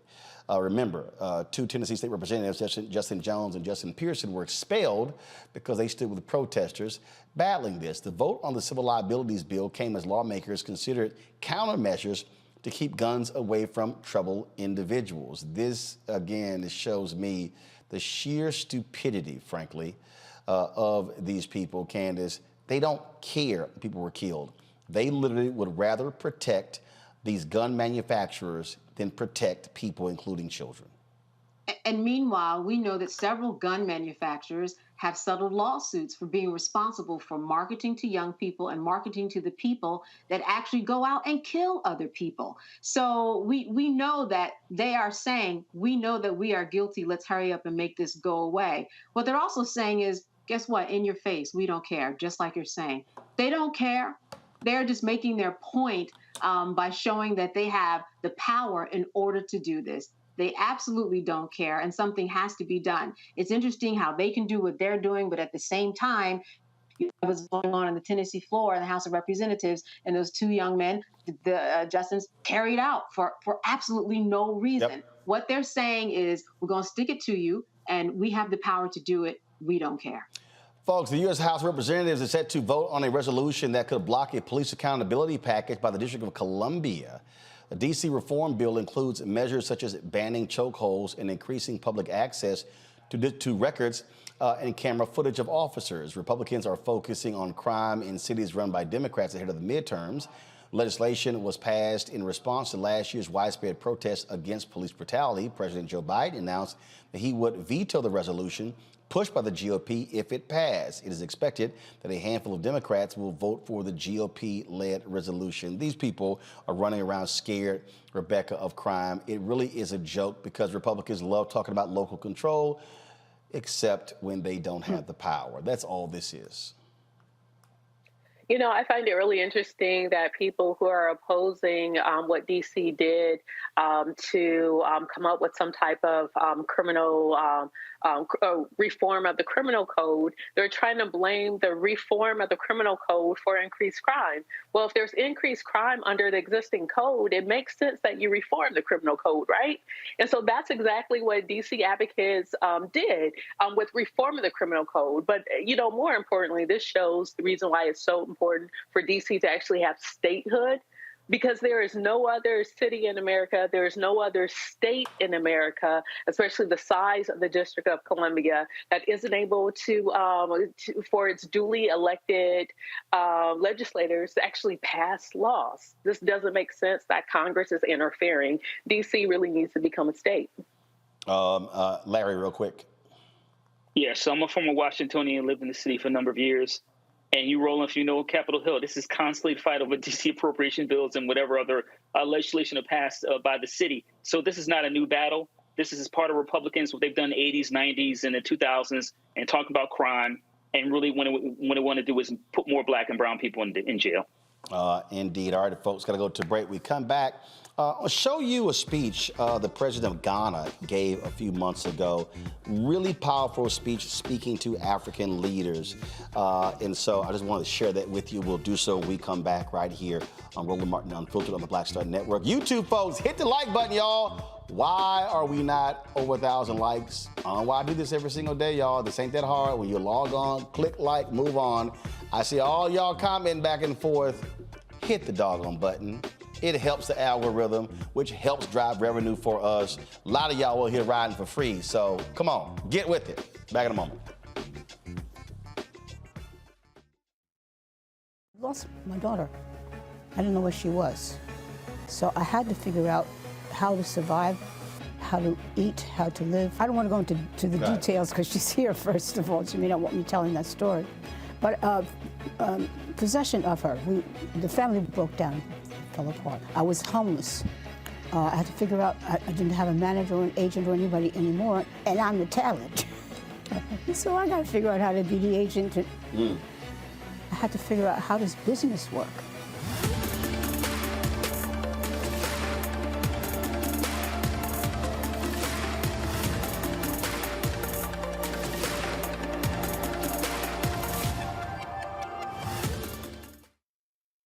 On a next, A Balanced Life with me, Dr. Jackie. It's spring, hallelujah. But hold on, it's not all fun and games.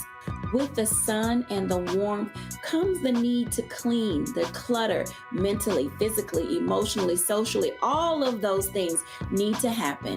Getting rid of the clutter and clearing the cobwebs in our head and in our home. That's next on A Balanced Life on Black Star Network.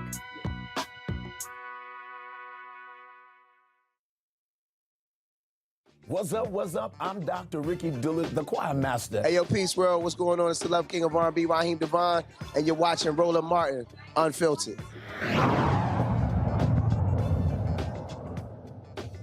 A few months ago, President Joe Biden invited leaders from across the African continent to D.C. for the U.S.-Africa Leaders Summit. The three-day summit was filled with discussions on strengthening ties with African partners. Well, Ghana's president, Nana Akufo-Addo, said it's time for Africans to stop listening to Europeans and Americans when it comes to what's happening with their continent. Listen. Madam Vice President, ladies and gentlemen, I thank the African and Diaspora Young Leaders Forum for making me part of this conversation, and for the opportunity to deliver these remarks at the closing plenary in the presence of the U.S. Vice President, the Honorable Kamala Harris, and in this spectacular building, so admired by all Ghanaians, and indeed by all Africans, as it was designed by one of the foremost architects of his generation, the globally acclaimed Ghanaian architect, David Ajay.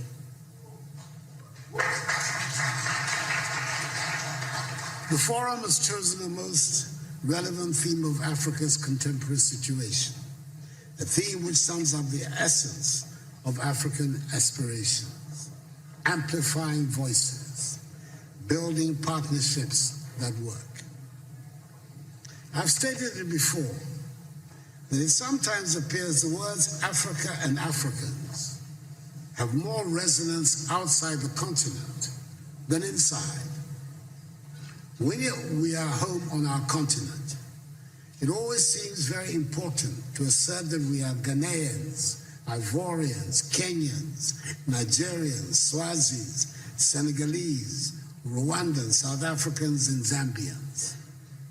Then we find ourselves outside the continent, and then we discover that to the outside world, there are no Ghanaians, there are no Senegalese, and there are no Tanzanians. There are only Africans, and we are all simply Africans. The lesson for me is clear. Our destinies are intricately linked with each other, and we're talking not only about those of us on the continent, but about the Africans in the diaspora as well. You can be an honors graduate from any of the top universities of this country. You can be a second or third generation American, and you can be in a well-paid job. If there's an outbreak of Ebola someplace on the African continent, you are an African. Anyone, everybody in a position of leadership in Africa today thus has his or her work cut out. The urgent responsibility we face is to make our countries and our continent attractive for our peoples, to see them as places of opportunities. It means we must provide education, quality education and skills training. It means our young people must acquire the skills that run modern economies. The impact of a successful Africa on the image and standing of Africans in the diaspora applies with equal force to the image and standing of her sons and daughters who go by the name African Americans, and indeed to all her kith and kin in the Americas and the Caribbean. There's a lot of room for your perspectives and energies back in Africa. History tells us of the positive impact of diasporan communities on the growth and development of countries through increased trade activities, rising investments, and the transfer of skills and knowledge. Take the case of China, for example. With an emigre population of some 60 million, the Chinese diaspora is said to be the 25th largest country in the world, who, according to the Nikkei Asian Review, own assets worth 2.5 trillion United States dollars. When foreign companies in the late 1970s reduced their investments in China, it was the Chinese diaspora that shored up the economy. According to the Washington, D.C.-based Migration Policy Institute, MPI, half of the foreign direct investment, that is some 26 billion United States dollars, that transformed China into a manufacturing powerhouse in the 1990s, originated from the Chinese diaspora. That is the rationale of Ghana's initiative of Beyond the Return, which is building on the considerable success of the Year of Return and the renewed enthusiasm around building Africa together. We must work to help change the African narrative, which has been characterized largely by a concentration on disease, hunger, poverty, and illegal mass migration. Let us all remember that the destiny of all Black people, no matter where they are in the world, is bound up with Africa. We should never forget that famous admonition of the celebrated Jamaican reggae star Peter Tosh, when he said, and I quote, "Don't care where you come from. As long as you are a Black man, you are an African," unquote.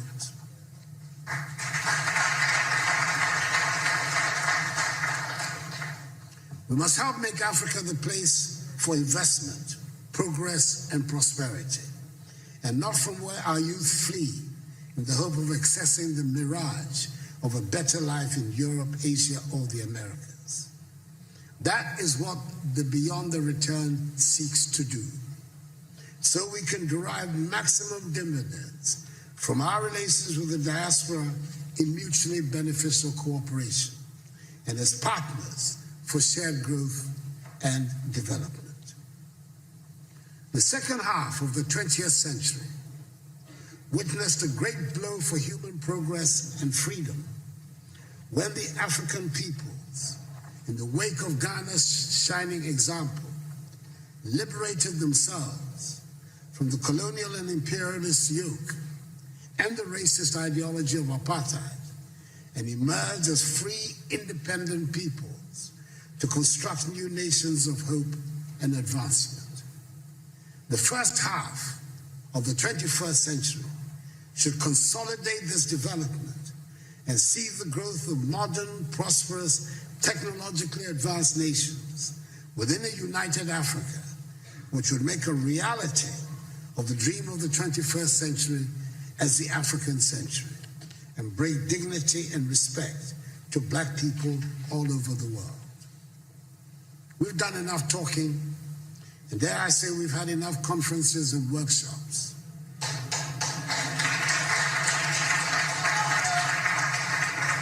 We know what we need to do. It is time just to do it.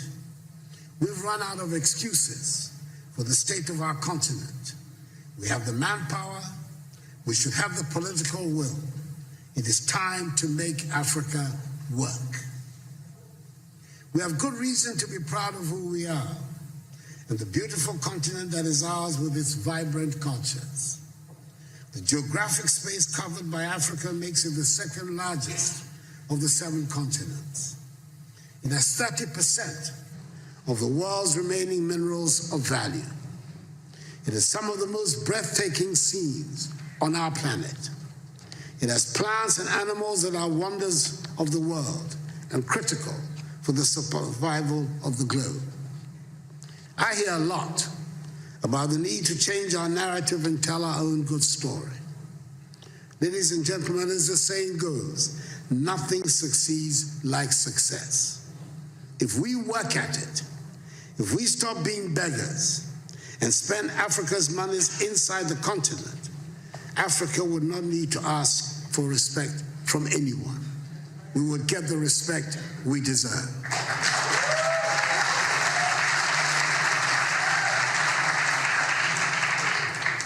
Over 30 years ago, one of America's most prestigious Ivy League universities offered a course in Mandarin, which for years had virtually no takers.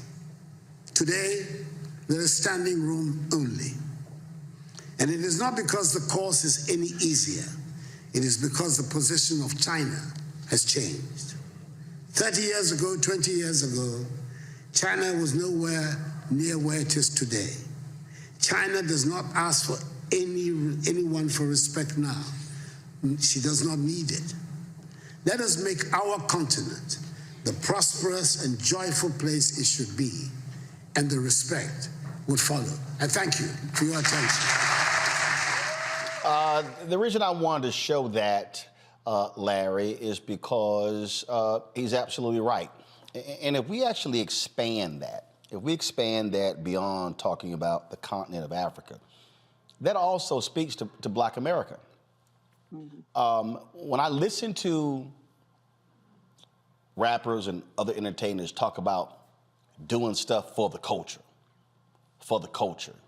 I always ask, well, who making the most money off the culture? I mean, I was literally just sitting here. I was a publicist who's trying to get a client on this show who has a show on one of the streaming services.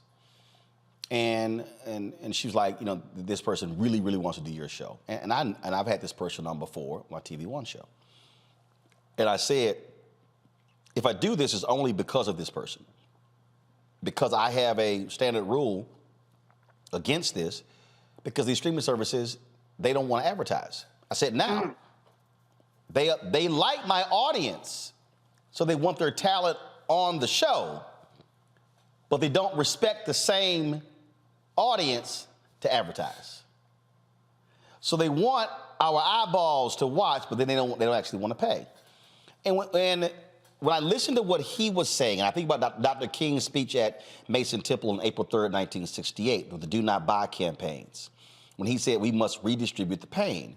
The reality is, just like he's saying, if black folks in this country would use our economic might to force folk to fully respect black folks, things would change economically.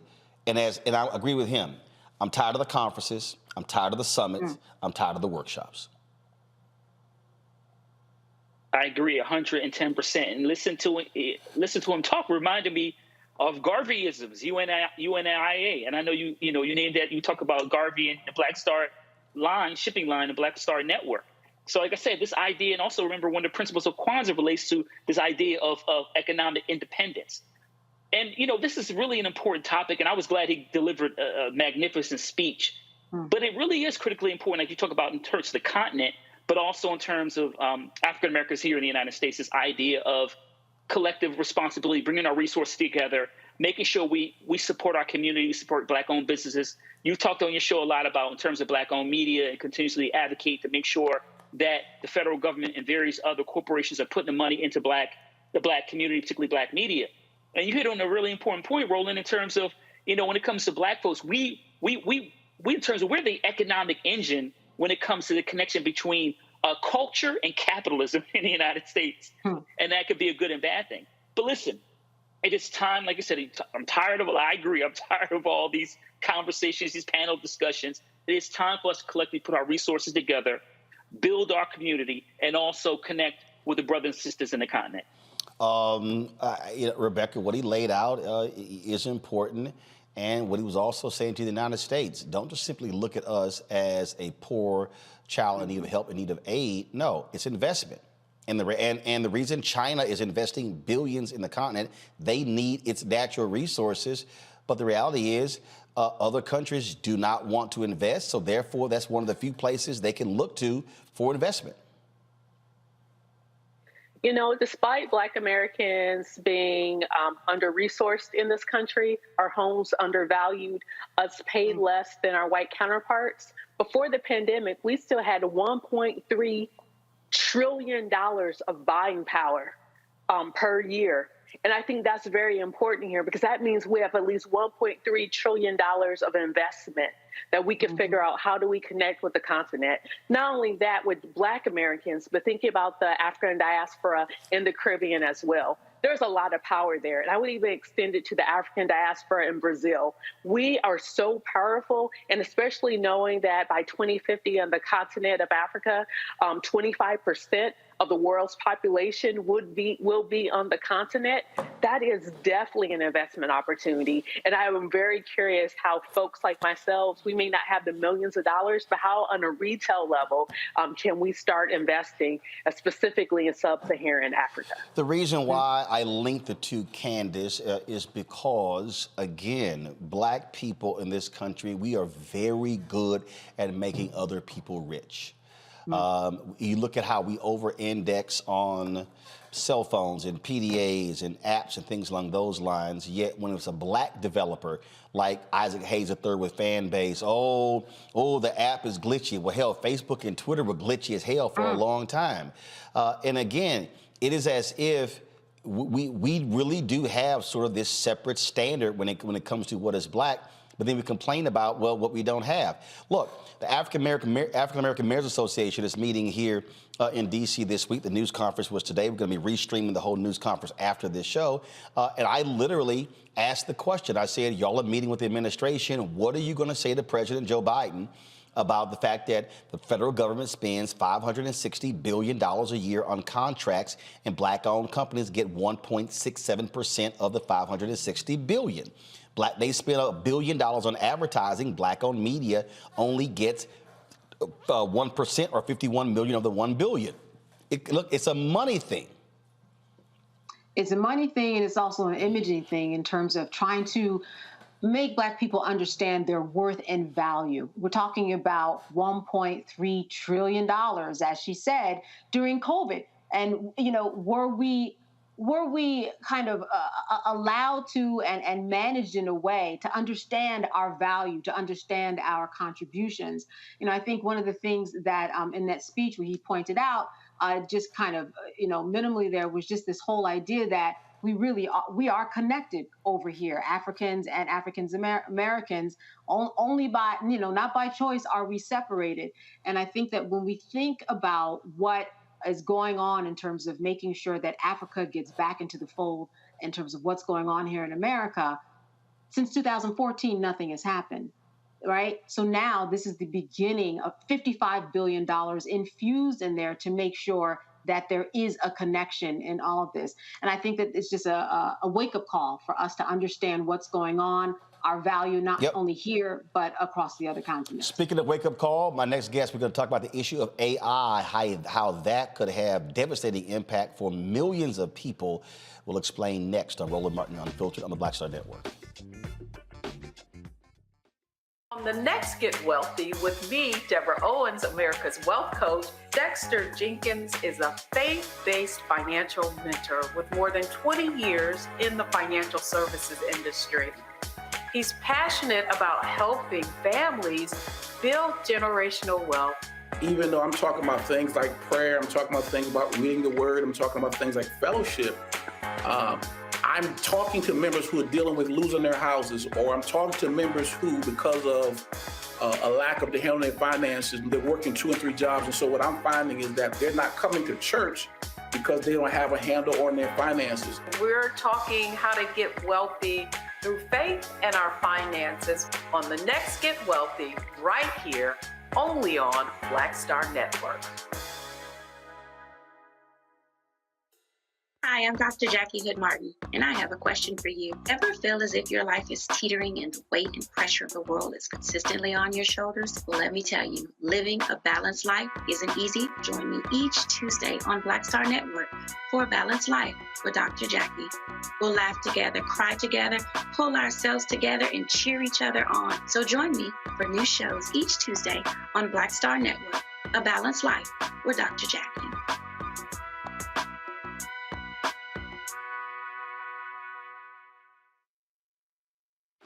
My name is Charlie Wilson. Hi, I'm Sally Richardson Whitfield. And I'm Dodger Whitfield. Hey everybody, this is your man Fred Hammond, and you're watching Roland Martin, my man, Unfiltered.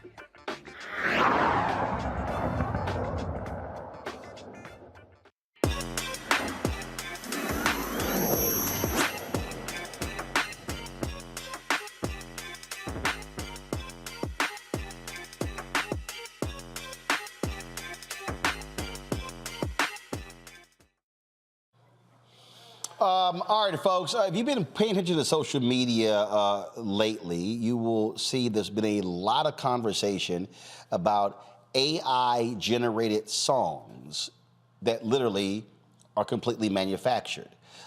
It is causing so much consternation that record labels literally are demanding that streaming services take these songs down because it is impacting these artists, is impacting their royalties. And so we say that we talk about this all the time in terms of how new technology is having an impact on so many people, especially people of color. When you think about, driverless cars, this is one of the issues that people have been talking about, how many people that could be put out of work as a result. And so what we are seeing is that you even saw a lot of these tech folks even announce a slowdown, if you will, in AI. Elon Musk and others said, because they really couldn't say, they were saying, where does this thing even go? This is how significant this is. Walmart is slowly moving towards AI tools. New York Police Department, you see right there, moving towards this. What does this actually mean for folks? Joining us right now, Dr. Patrick Dix, an automation and artificial intelligence expert. Patrick, glad to have you here. So again, in the last week, the music piece has been huge, and people don't really understand that.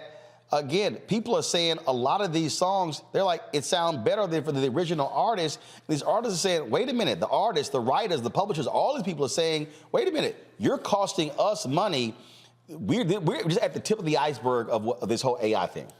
Yes, with artificial intelligence, when you're talking about with the artists, when you take that to actually eliminating jobs, it is going to be completely devastating. So the thing is, when I did the research back in 2020, from 2017 to 2020, the research demonstrated that women and minorities are going to be the two most affected groups with artificial intelligence and automation. Well, I had one I saw it was, I think BuzzFeed has been talking about literally having AI generated stories. Yep. Where you don't even have reporters anymore. Yep. They're going to it with media, the songs, they're going into it for programming. So you have many people that are in college right now. If they're not in the right major, their degree is completely worthless. I know that is a strong word to say, but you won't be able to get a job with it because AI is so far ahead of us and they're developing it. So in the end of the day, they're trying to save money.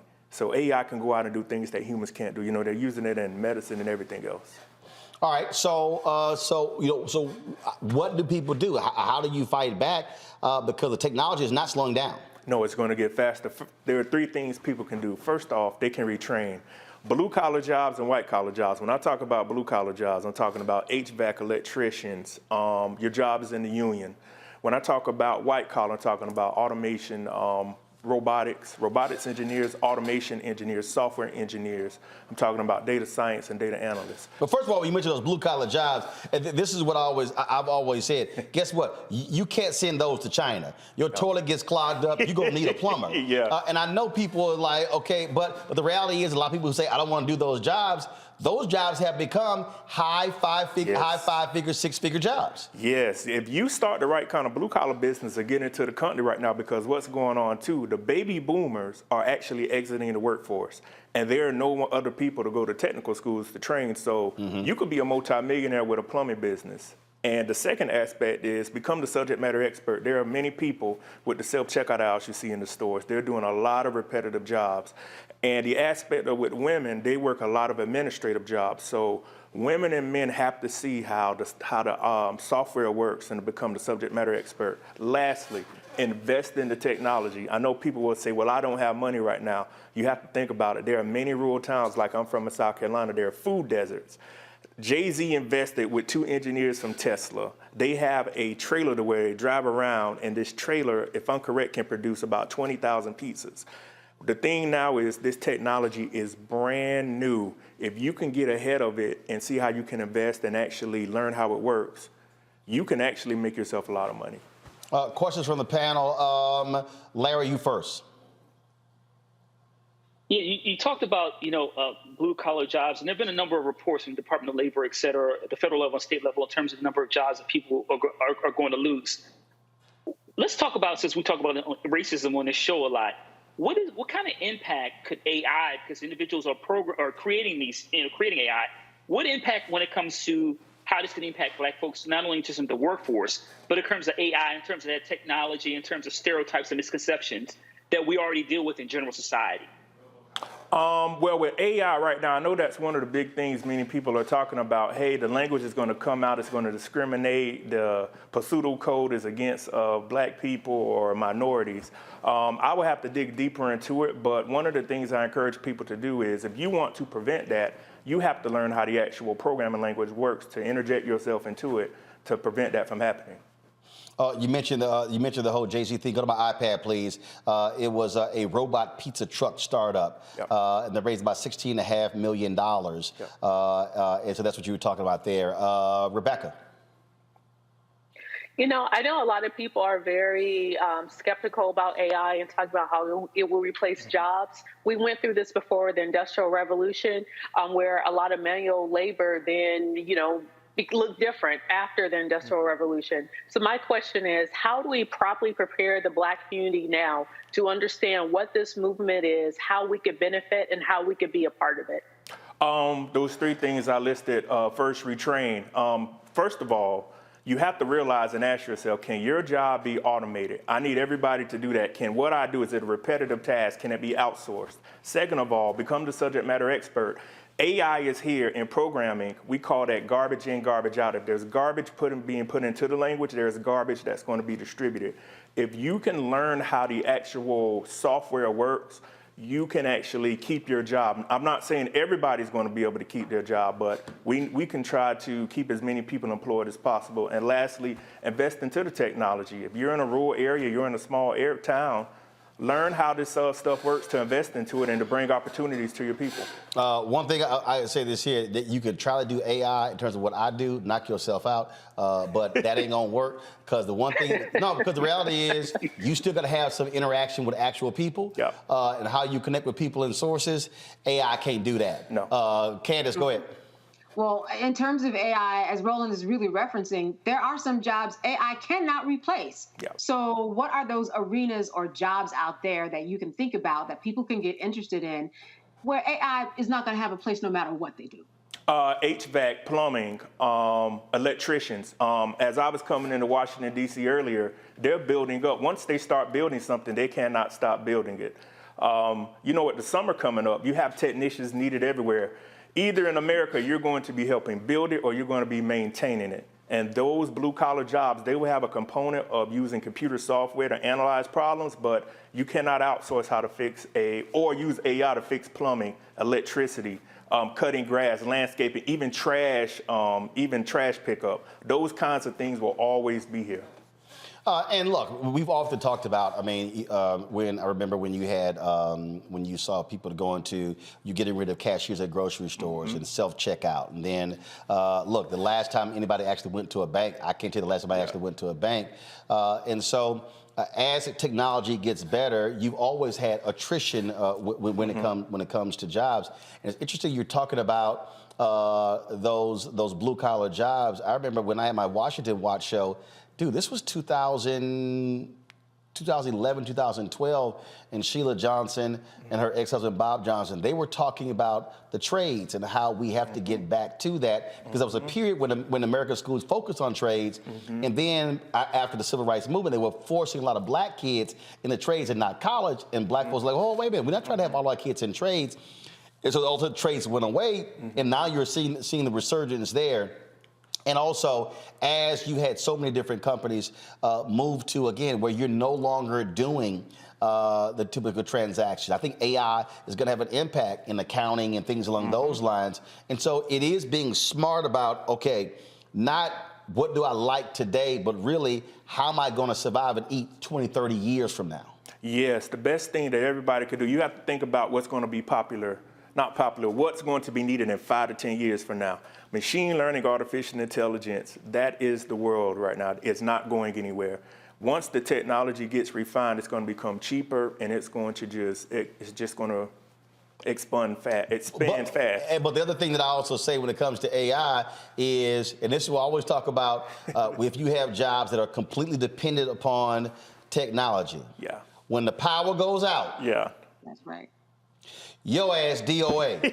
Yes, and again, and that's when you trying to call that electrician. Try to get the power back on. And so it is thinking about it in those terms. Last question for you: Is there a HBCU that is actually on the forefront of the AI space? Not that I'm aware of. I'm gonna reach out to mine, South Carolina State, where I graduated from, to see what they're doing. But to my knowledge, there's. Now, I do know on the robotics front, Spelman is doing a great job with their robotics team and some other programs. So I'm curious in terms of an HBCU that's actually on the AI front. No, I'm not aware, but I'm definitely going to research and see if there are any out there. All right, then. Patrick, we certainly appreciate it. Thanks a bunch. And again, and plus, here's the other deal. You talk about jobs that will always be there. Healthcare. Yeah. The last 20 years, if you look at the labor report, every month adding healthcare jobs because people are living longer. And I'll give y'all this last one here. When I tore my right labrum, I had to have surgery. It was crazy. The physical therapy place was packed every single day. A guaranteed job, physical therapy. You know why? Because all these crazy ass baby boomers and Gen Xers still trying to play basketball and still trying to be weekend warriors, and they breaking shit. And physical therapy. I'm telling you right now, if you want to get paid, go into physical therapy, because people gonna keep jumping their ass out of planes, keep trying to play basketball, keep trying to hoop, keep trying to do all this sort of stuff, and they gonna blow knees, Achilles, ACLs, elbows, all that sort of stuff. I'm telling you, the physical therapy joint was packed every day. I'm like, damn, this more packed in the gym. So again, you got to be thinking in terms of those future jobs. Patrick, we appreciate it. Thanks a lot. Thank you for having me.